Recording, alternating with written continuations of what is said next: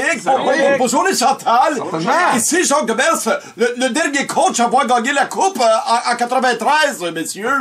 Ben, le dernier coach canadien. Il va s'en dire, Pierre-Yvon. Oui, certainement. Comment ça va, les gars? Ça va bien, mais toi, Jacques? Moi, je me sens un peu comme un animateur de quiz qui pratique son texte. Je me pose beaucoup de questions, Benoît. Vois-tu, Bergie? J'ai découvert récemment que je peux me briser les os. Je peux pas, en fait, me briser les os. Non? Ni sentir la douleur. Comment ça? Mettons que ça fait mal d'apprendre ça, Gaston. Ben non, tu sens pas de douleur.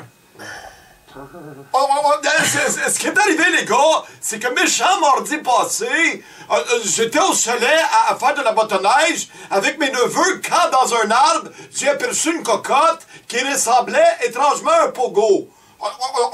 Alors, pour vérifier, j'ai débarqué du skidoo en marche qui roulait environ 135 km/h.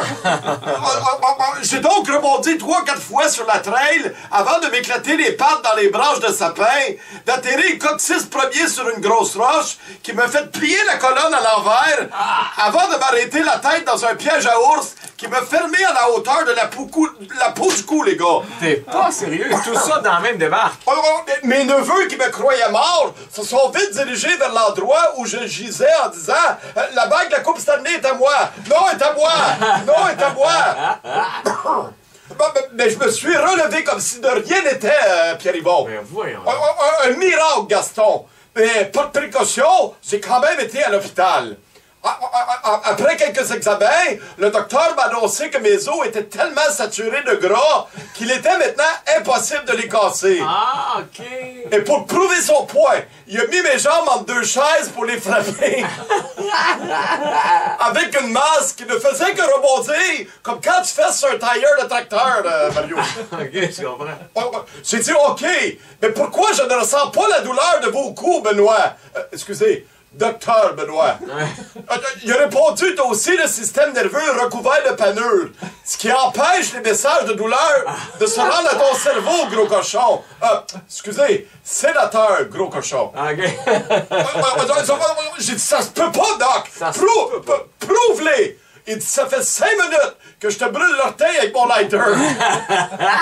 T'as pas bougé, puis ça sent le Kentucky partout dans le bureau. Yam.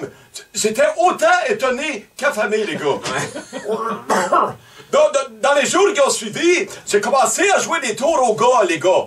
À cause de ses pouvoirs de ne pas sentir la douleur, ni de me casser les os. Ah ouais, c'est ça, là. Hey, c'est ouvert, là. Comme à la dernière défaite des Canadiens, puisqu'on en parle, Mario. Oui.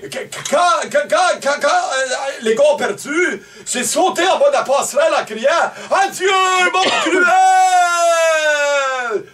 Ne serait-ce que pour voir Bergie se donner des coups de bague sur son cœur pour leur partir. Le jeu en valait la Chantal. La foi du train était pas pire aussi, Alain. Ah oui, il y avait un train là-dedans.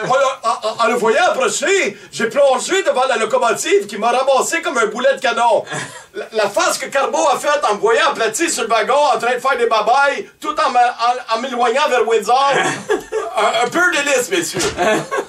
Tout est bien qui finit comme ça, Chantal. Il est fini, là.